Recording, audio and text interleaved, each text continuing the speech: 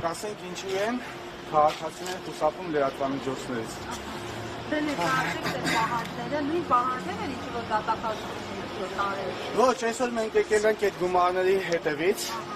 եկել ենք պահանջելու քաղաքացիներից շորթված գումարները, ինչի, որովհետև այդ հանցագործությունները տեղի են ունեցել տվյալ պետական մարմինների թերի աշխատանքի արդյունքում Հայաստանի Հանրապետության տարածքում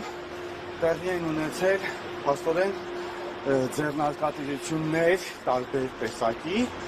որը արգելված է եղել, ապօրինի ձեռնարկատիրությունը իմացել են եւ չեն կանխել, դրա հետևանքով երկրում ունենք մոտավորապես 20,000 եւ ավելի տուժածներ տարբեր հարթակների մասին է խոսքը զանգերի կենտրոնների միջոցով ներդրումային խարդախությունների եւ այլ կիբերհանցագործությունների մասին է, որ այսօր քաղաքացիները հայտնվել են ֆինանսական կազուսի առաջ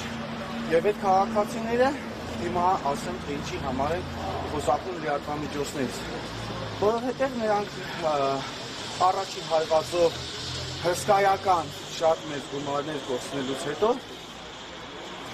ենթարկվում են հալածանքների եւ հասարակության կողմից, որ ուր է ձեր գլուխը, ինչ եք խաբվել, ինչ եք գումարները փոխանցել հանցագործներին, նախ հանցագործների ճակատին գրած չէր, որ իրանք հանցագործեն, նմանատիպ դեպքերում ամբողջ փաստաթղթաբանությունը իհարկե ապահովագրված է լինում։ Մենք ունենք շահառուներ, ովքեր մասնագիտությամբ ծրագրավորող են։ Այստեղ կան քաղաքացիներ, ովքեր աշխատում են բանկերի փողերի լվացման բաժիններում, այնպես որ ծուղակում հայտնվելը դա միայն ու միայն միամիտ մարդու խնդիրը չէ։ Առաջին անգամ պարտականություն, պաշտպանություն տրամադրելու քաղաքացիներին եւ պետությունը ունի պարտականություն քաղաքացիների ֆինանսական իրավունքները վերականգնելու եւ պետությունը չունի իրավունք ֆինանսական տույժեր գրած քաղաքացիներին մեղադրանքներ ներկայացնելու, թե իբր թե միամտություն է, իբր թե անպուտություն է, միամտություն եւ անպուտություն այս մարմինների արածներն են։ Պարոն Կարագեզյան, նայեք, ընդունում եմ օբյեկտիվ ձեր դիտարկումները, ամեն դեպքում հանրային շրջանակներում հարց է ծագում, առաջին անգամ խաբվելուց, երկրորդ անգամ խաբվելուց հետո, երրորդ անգամ վստահելն եք հնչական կոմիտեի դաշտում։ Այո, որովհետև առաջի անգամ, երկրորդ անգամ, երրորդ անգամ, սա նույն հանցագործությունն է, սա նույն ծնագնդին է, որ գլորվելով խնդիրը ուղղակի մեծանում է։ Մարդը ծուղակում հայտնվելուց հետո ինքը այդ հսկայական գումարներ, օրինակ 20 միլիոն դրամ, 30 միլիոն դրամ, $100,000, $60,000, $160,000, այս գումարները ինքը մի անգամից չի տալիս։ Մենք ունենք քաղաքացիներ, ովքեր առաջին էջերումը արել են $1,400, դրանից հետո արել են նորից մի $1,000, հետո ինչ-որ միջազգային իբրև թե կազմակերպություններ, բայց իհարկե հասկանում ենք նույն կազմակերպությունն է եւ նույն ծուղակն է, զանգահարում են քաղաքացիներին իբրև թե իրավաբանական ծառայություններ են, իբրև թե իրավապաշտպան կազմակերպություններ են, իբրև թե այդ կորցած գումարը գտել են, բայց միայն ու միայն մնում է իրանց վճարեն, որ այդ գումարները վերադարձնեն։ Մի քանի $1,000 էլ վերցնում են այսպես կոչված իրավաբանները։ Մի քանի $1,000 էլ վերցնում են հետո իբրև թե շահույթի ինչ-որ հարկեր, ինչ-որ տոկոսներ։ Միջանկյալ փուլերում դիմողներ եղել է, պատկան մարմիններ։ Սարաջան ներողություն, եւ իհարկե, այս ամեն ինչը արդեն տեղի է ունեցել քրեական գործի, որոշ դեպքերում քրեական գործի նախաձեռնումից հետո քաղաքացին դեռևս ոչ միայն պաշտպանված չի, այլ հանցագործությունը նույն կերպով եւ ավելի մեծ խաբով շարունակվում է նրա նկատմամբ եւ որևէ կերպ այս քաղաքացին չի կարողանում պաշտպանության հասնել։ Որևէ կերպ քաղաքացին պաշտպանություն ձեռք չի բերում, դա անփոփոխության արդյունք է։ Ինչքան քննչական դատարելու ձեր կողմը, գումարը վերադարձնելու քիչ աբսուրդի ժանրից չի, եթե ծուրը նստենք շիտակ խոսենք։ Ոչ, եթե ծուրը նստենք շիտակ խոսենք, պիտի լինի, պիտի հաղթի քաղաքացու իրավունքն ու արդարությունը։ Իշխանությունը ով կլինի, թող լինի, մեզ իշխանությունները բացարձակ հետաքրքիր չեն, մենք հիշեցնում ենք նրանց պարտականությունները, որը պիտի կատարեն։ Հակառակ դեպքում այս դռները կփակենք, հակառակ դեպքում մենք պատրաստ չենք կույրաղիքներ պահելու, հակառակ դեպքում մենք պատրաստ չենք հարկեր վճարելու այն դեպքում, եթե մեր իրավունքները որևէ դեպքում չի վերականգնվում, թող բերեն ինձ մի դեպք, ովքեր ներդրում այն խարդախությունների հետևանքով զոհ դարձած քաղաքացիների մեկ իրավունքը վերականգնել են։ Մեկ դեպք եմ ուզում, մեկ դեպք, ապա ինչ ենք պահում ես կիբեռանվտանգության վարչությունները, հատուկ դեպքերի քննության վարչությունները, ինչի համար ենք պահում այդ վարչությունները, եթե չի վերականգնվում իմ քաղաքացիների իրավունքը, եթե ներկա պահին ես տեսնում եմ այստեղ քաղաքացիներ, ում մասով մենք անհանգստացած ենք եւ ուզում ենք նրա մասով արդեն ցուցմունք տանք, որովհետեւ վտանգավոր է, հանցավորները կապվում են քաղաքացու հետ, սպառնում են, որ եթե այս կամ այն ինֆորմացիան կտաս պետական մարմիններին, մենք քո գլուխը կկտրենք։ Սա իրատեսական վտանգ է քաղաքացիների կյանքի նկատմամբ։ Հիմա ինչ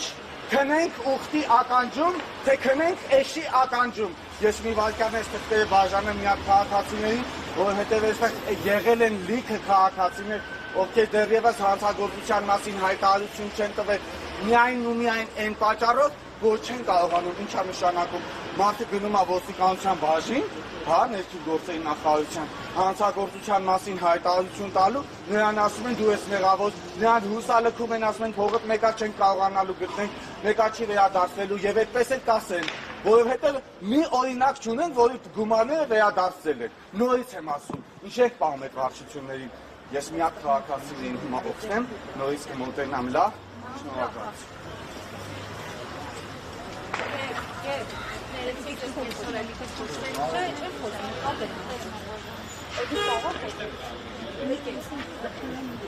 Եկեք մի հատ և ներկայացրեք ձեր, չնայած հիշում եք Այստեղ ներկայացրեցին դիմում ուղարկեցիք, ինչ արձագանք եղավ ու առհասարակային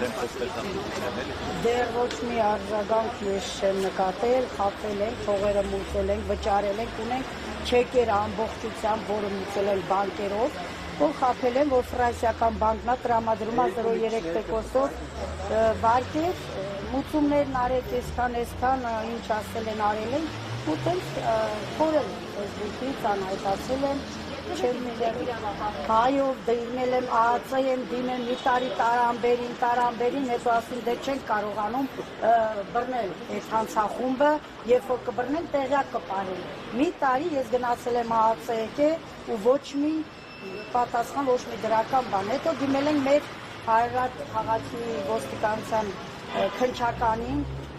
գործ են հարուցել, մի տարի էլ այդտեղ ենք սպասել, ասեն միևնույնն է ձեր գումարները հետ չեն վճարի, դուքի $5,000։ Այսինքն քննչականն է ասում, ոստիկանությունում էր ասում։ Ոստիկանությունում, քննչականում մեզ պատասխանեցին, թե դուք հույս ունեք, որ այդ գումարները հետ կտան, ոչ մի խումբ էլ չեն բռնի, ոչ մեկին էլ չեն ձեռնարկալու, որտեղ դուք ձեր գումարները հետ կտան։ Մենք հույս ունենք, որ պարոն Կարագոզյանը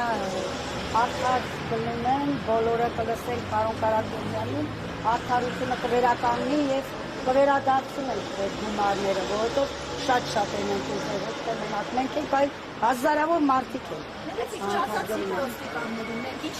հույս պիտի ունենանք, եթե ձեր տրամադրած։ Դե մենք ասեցին, որ դուք եք ոստիկանություն, դուք եք պետական օրենքը, որ դուք պիտի զբաղվեք ձեր գործնա, որ պիտի հանցագործությանը բռնեք հանցախմբերին, որ այդ գումարները հետ վերադարձնեք։ Ասեցին այդքան ժամանակ, որ մեկին են հետ վերադարձրել, որ ձերը պիտի հետ վերադարձնեք։ Նույն այդ պատասխանը։ Դե եթե կարծեի կմուծեի, միայն այն ժամանակ հասկացա, որ խաբում են, որ վերջում ինձ առաջարկեցի, որ $1,200 վճարեք ձեր մի տարվա վարկի մարումը, որպեսզի մենք հավատանք, որ դուք չեք խաբի, վարկը ստանալուց մուծումները կանեք։ Նոր հասկացա, որ ոնց, ես էլ վարկ չեմ ստացել, ինչ մի տարվա մարում մուծեն, դուք էլ վարկը չեք տրամադրել, դուք ասում եք մի տարվա մարումը մուծեն, $1,200։ Ու տեղից, որ մի քիչ վիճաբանության մեջ մտա վիրավորեցի, իրանք սայթից կորա, Facebook-ը սպոտրել էին, ճիշտ ասած, ու տենց էլ ոչ գրեցին, ոչ պատասխանեցին, ոչ չեն։ Հա, միայն օնլայն, ես իրանց չեմ տեսել, ուղղակի մի հատ պասպորտի նկար ուղարկեցին, Գայա, չգիտեմ ինչ ազգանունով, որ բանկի ղեկավարն է, որ մենք ենք տրամադրում վարկերը, հետո խափեցին ու տենց չորում Ոչ մի լումա չեք ստացել։ ոչ մի լումա, դե $1200 չմուծելուց հետո իրանք անհայտ կորան, ոչ մի պատասխան։ Ձեր ամբողջանում է։ Ազնիվ Գրիգորյան, Հայրատ Տիցեմ, ես Հայրատ գյուղից, դեռ եմ ապրում։ Իրանք ինձ հեռախոսահամար տվեցին, որ ես ինչ մարդը ստացել եմ, մենք չենք խաբում, Մայրինա անունով ինչ-որ մեկին համար տնին, զանգեցի, հարցրեցի ճիշտ է, որ վարկ են տրամադրում, հա, կիրովական, հա, ասեց, ախային է, լիմուցումները տարա, ես $20,000 ստացել եմ, ունեմ առեասի կարաս այդ թղթերը մի հատ նկարես ուղարկեցին, որ իրոք ստացել ես, էլի չեն խաբում, ասեց, հա, կուղարկեմ գործի, են կգնամ տուն կուղարկեմ, ու տենց էլ կուղարկեմ։ Չէ, չունեցան, որովհետև որ ոստիկանություն դիմեցինք, իրանք կանչեցին, բռնեցին, բերին այդ աղջկան, որ ինձն էլ եմ խաբելա, որ $20,000 ստացել է, եկավ հասարակը ասեց, դե ինձ տենց են ասել, ես էլ այդ ձևով ներկայացրել եմ։ Որ մեկն էլ չի եղել, ձեզ հիշի, որ վստահելի չէ։ Դե ճիշտն ասած, ես ուրիշներին չեմ ասել, մենակ իմ ընտանիքի անդամներն են իմացել, իրանք էլ չեն իմացել, ես ուրենքել եմ, որ կվերցնենք բարձր տոկոսների վարկերը կպատել։ Ոստիկանությունը այսքան խարդախության մասին հաղորդում է տարածում, ասում մի տվեք, Եթե արդեն իմ խաբվածությունից հետո եմ ես կարդացել, արդեն էլ ոչ մի